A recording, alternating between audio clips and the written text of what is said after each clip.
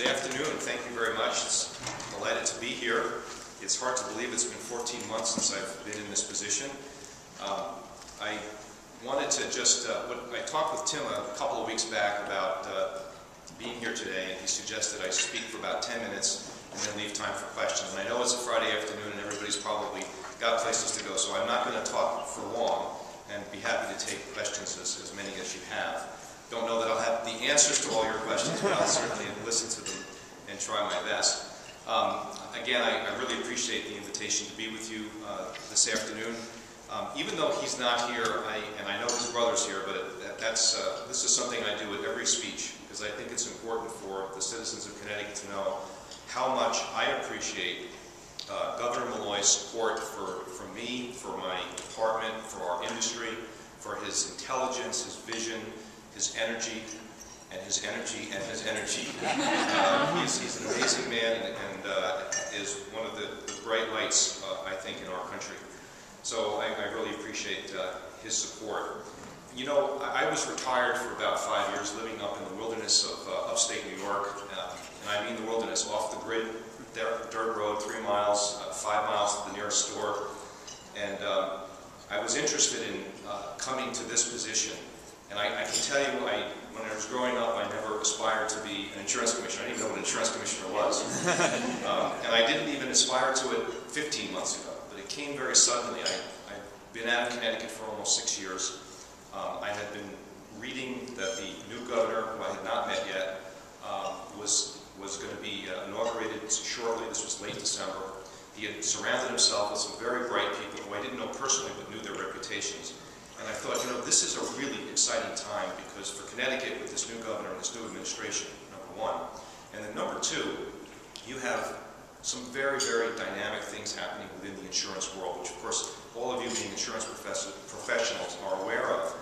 But I looked at PIACT and I said, okay, we have between PIACT, which is the Healthcare Act, and the Dodd-Frank Act, two of the biggest pieces of federal legislation since the 1960s, and they both have significant impacts on our industry, and our consumers, our agents and brokers, and our companies. So I thought, well, this is a very, very exciting time. And then the whole issue of systemic importance, what they refer to as SIFIs, systemically important financial institutions. And we've seen 29 banks in the U.S. have been designated as systemically important.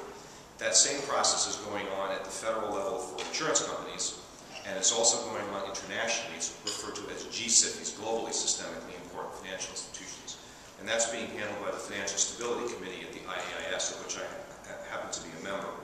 So I looked at all of those things, and I didn't quite understand the role of the NAIC when I first took this job. I didn't quite understand how significant international developments were, the issues of Solvency II that are being implemented and drafted in Europe, how our state-based system at times is under attack, even though we've been regulating companies in this country but on a state basis for almost 200 years. The insurance department in Connecticut was formed in 1865. So the last year of the Civil War, we've been around and we've been regulating the insurance industry. So there are all of these, and I can go into a lot of detail, but for the sake of time and simplicity, there's a lot of issues going on that will impact, ultimately, one way or the other, all the people in this room, the companies that do business here, and ultimately our customers. It'll have, you know, an effect on capital, it'll have an effect on liquidity, on product offerings, the cost of reinsurance, and ultimately our consumers. So it's very easy for people not to see why what's going on internationally is important, but there are a lot of levels and a lot of issues that affect, in a dramatic way, and very close to home, our industry. The other thing I want to mention is, I hear a lot, well, geez, that's interesting, Connecticut, and this is from Connecticut citizens, we used to be the insurance capital. And I have to tell people, we have to stop feeling sorry for ourselves. We are the insurance capital. And if I have anything to do with it,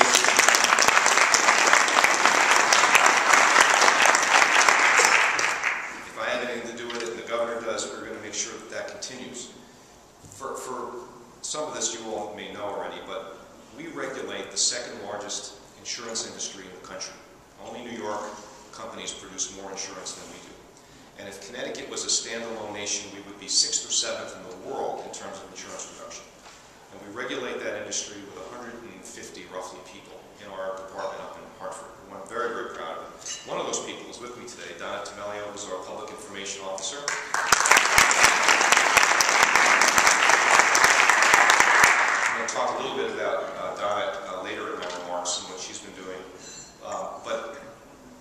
the ability for me to go out and do the kinds of things I'm doing. I've spent about 75 days out of the state from March 25th to the end of last year.